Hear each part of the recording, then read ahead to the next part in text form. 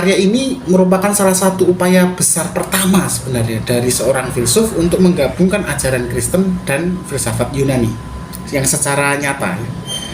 Kalau Tertullian iya, tetapi tidak kemudian diterjemahkan dalam karya yang monumental gitu.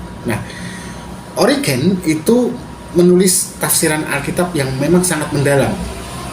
Contohnya di dalam karyanya yang berjudul Hexapla.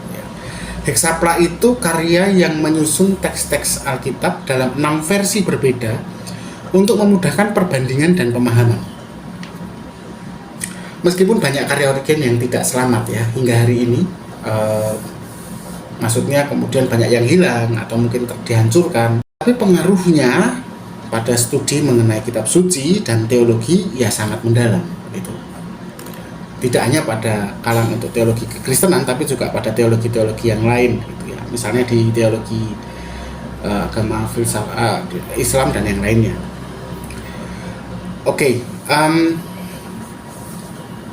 Arisan Origen dalam sejarah gereja tentu sudah sangat besar ya. Meskipun hidupnya penuh dengan kontroversi ya. Di masa hidupnya dia dihormati sebagai salah satu pemikir terbesar gereja. Namun kemudian pada saat kematian ya beberapa ajarannya seperti yang tadi doktrin apokatastasis justru malah dianggap sesat ya oleh gereja. Pada abad ke-6 ajaran-ajarannya malah justru dikecam dalam sebuah konsili Konstantinopel kedua ya, sebuah pertemuan besar para pemimpin gereja. Namun begitu, pemikiran Origen tetap dihargai dalam tradisi Kristen Timur ya.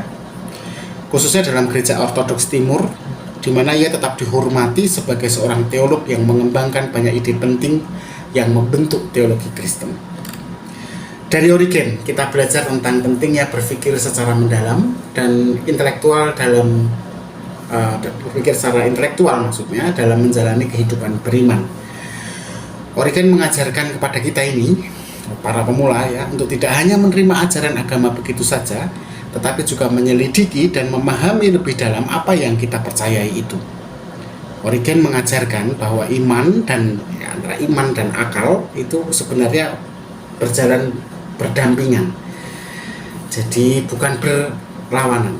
Dia menunjukkan bahwa filsafat dan teologi dapat saling melengkapi dalam pencarian kita akan kebenaran dan pemahaman yang lebih mendalam tentang Tuhan.